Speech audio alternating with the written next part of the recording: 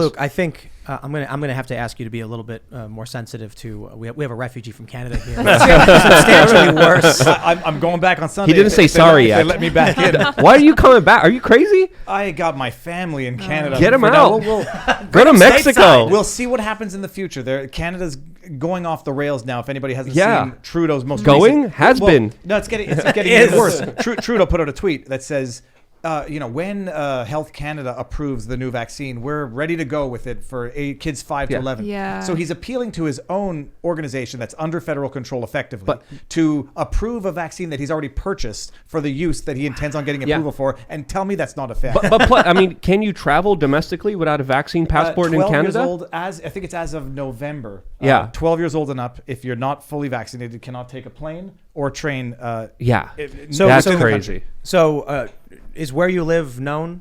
I'm in Montreal. Everybody knows that. I just ran for federal parliament. Now, so that's in Quebec. Yeah, it's in Quebec. So if you want to go to Toronto, for instance, if you want to hop on a train, I don't know that it's in effect yet, but it's coming. If it's not already in effect, you'll have to show your vaccine passport to hop on a train. It's province, right? What province is Quebec, Ontario. I'm in Quebec. Then there's Ontario. Then there's. If you enter onto Ontario, there's a border. Do they check you? Not anymore. They did over the summer, which I found enraging, politically, constitutionally enraging. Interprovincial travel, which is a constitutional right under our constitution.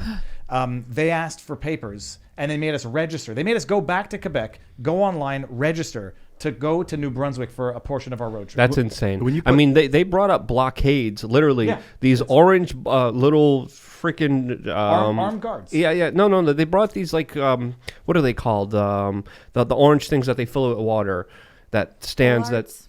what? Bollards? Cones. No, not the cones. Jersey barriers? Yes, they brought in a whole bunch of water jersey barriers in Australia, banning people from even crossing the street because there was an imaginary line between two different states. Wow. So it's hysteria. It's insane.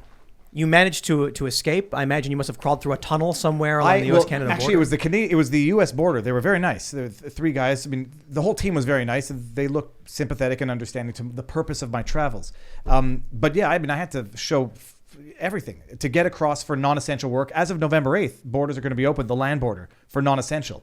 But that means you're going to have to show proof of vaccination. I think it's 12 or 13 and up, which basically means, if you're not vaccinated, you're not traveling. When you said it violates your constitution, you put it in quotes. I'm not trying to besmirch the Canadian Constitution, but now I've come to grips with the fact that it seems now more like a recommendation for the government than a compulsion. I wonder about the Queen's role in that. Like, is it a recommendation? Everything, it's like you can. They were rights guaranteed by the Charter. It's Section 1. These are the rights guaranteed by the Charter. They can only be infringed in as much as is justifiable in a free and democratic society. And now it seems that in a free and democratic society, they can lock you up in a government quarantine hotel for 3 days and make you pay $2,000 for it if you want to leave the country. Where there have been allegations of security guards doing unspeakable things to women, and there's many ongoing criminal prosecutions right now of those guards who are at these hotels literally opening up the door when women are by themselves. Can't have locks. The doors can't have locks. Yeah, the doors can't have locks, and security guards have assulted many women in many of these situations. There's been a few incidents, but the quarantine hotels are no longer enforced now, now. But it's nuts. The rights that we thought we had guaranteed under the Constitution have all been systematically violated. And now the ultimate irony is that in Quebec, English Quebecers are complaining that their linguistic rights are being violated by François Legault. And I said, you guys just let him lock you in your house after 8 o'clock for 5 months. You think he cares about your language rights? Do you remember Spaghetti Gate? Which one is that? That was when in Montreal there was an Italian restaurant that was serving spaghetti, and it just said spaghetti. And the language police came and said, why isn't it in French? And they were like, because it's spaghetti. And then just as an illustration, I don't know about that case, but I had clients who had canned goods coming in from outside of Quebec that had the ounce abbreviation in English. They had to put on a sticker that had the ounce abbreviation in French.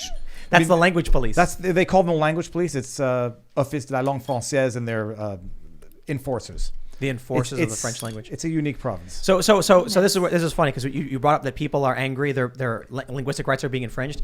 Is what's the guy's name? François Legault is the premier of Quebec. Legault. Legault. Legault. A-L-U-T. Legault. Legault. I can't speak French, so what is he doing? He's trying to, he's trying to keep French as like the language. He's trying to revamp an old law from 1977 called Bill 101, which created certain linguistic protections for the French language, which meant French had to be nettement prédominant on public signage, clearly predominant, and it applied to businesses of 50. So he's far right. Ultranationalist. It's an ironic thing. I don't know how these measurements work anymore, but bottom line, this Bill 96 now, it's going to enhance language laws. It's going to cap the amount of French Canadians, French Quebecers that can study English in post-secondary education. So this is how you protect the language, is by crippling your own population. Yeah. But if the Anglos complaining about it now, I say you reap what you sow, and you should have been out there on the street doing Viva on the streets, complaining about the curfew for 5 months, but you weren't because you thought it made you feel safe. And now what's the justification? What the government doesn't have a right to do this. Well, and he's invoking the notwithstanding clause of the Constitution, which says you have rights and freedoms that are guaranteed by the Charter, except we get to violate them if we specifically say in the law that we are violating those rights. And if you don't like it, That's What? nuts. look it up. It's called the notwithstanding clause, clause dérogatoire in French. And it basically says if the government specifically says they're violating your specific rights, certain rights are not able to be violated, they can invoke this clause. The law can last no longer than 5 years or a shorter specified time. The idea being, if you don't like a totalitarian government, you'll vote them out next election. Yeah. But This is ridiculous. It's basic. CBC says it's the notwithstanding clause. Section 33 gives provincial legislature of parliament the ability through the passage of law to override certain portions of the charter for a 5-year term. it's crazy. So imagine if that was like in the U.S., they'd be like, we're passing a law that will violate your Second Amendment rights because the Constitution allows us to violate your rights. Well, we kind of have over the last 2 years. I mean, we've suspended Fair, the Constitution pretty much everywhere. I mean, we've created a de facto emergency exception to the Constitution, which we've never had. It's what allowed the Nazis to rise to power in Germany. Sure.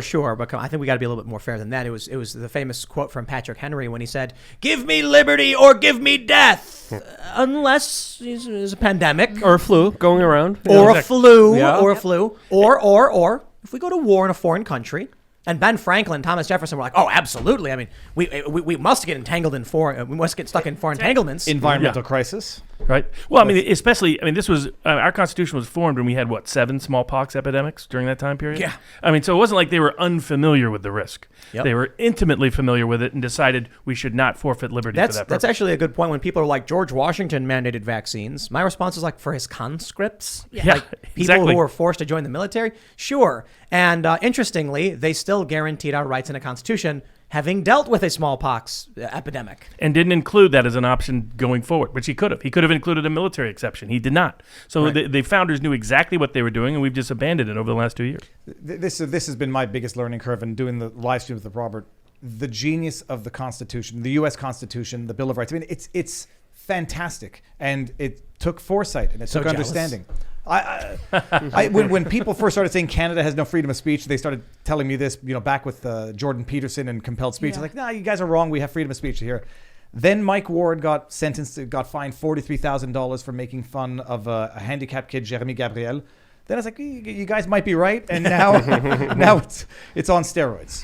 Yeah, it's crazy up there, man. And it's cold. Yeah. It's cool, but the cold is beautiful. It's a dry cold, as we say. It's not moist. I'm surprised we don't have more Humid. radicalized Canadians because you have like harsh conditions and oppressive government. That's like a recipe for people to lose their minds. Well, the People's Party, tripled the vote? The People's Party tripled the vote. Nearly 1 million Canadians who voted. Of the 16 million who voted, is 800 and some odd thousand voted for the PPC. And then, Robert, you saw this. Like after the election, people were asking, why would Justin Trudeau call an election during a pandemic? It's a health crisis. How could you call an election? They went after and are still going after the PPC for a post-election party that they had, where they got the Saskatchewan police to like the FBI's most wanted list, to post 11 pictures of people who attended an after party of the election night and asked for anonymous tips to identify the 11 To January individuals. 6th. What the heck? Yeah, no, this is. It was Insurrection in Yeah. Canada. an insurrection après election party. They got the Saskatchewan police, Saskatoon, I think, to actually tweet it out. Help us identify these 11 Yeah. individuals. You know what I find fascinating is that in France, they riot for everything. But in Canada, not nearly as much. Like how does it happen? Because when you look at, here's the way I often explain it with England, right? The English, They come over, they colonize parts of the New World, and we inherit a lot from these original settlers, people who are willing to risk everything to come to a new world, risk death to build something with no guarantees, because they wanted freedom. They wanted, for a variety of reasons, religious freedom or otherwise. The French came over here as well, but Canada is very, very different from, like France revolts. The Yellow Jackets, when they tried raising petrol prices. The Yellow Vests. Yellow Vests. They're going through 15 weeks of protest right now against the vax mandates So why doesn't Canada inherit a lot of that? I don't know. And Robert and I have discussed it. Like, even within Canada, you would think Quebec would be revolting against this more than perhaps the rest of Canada.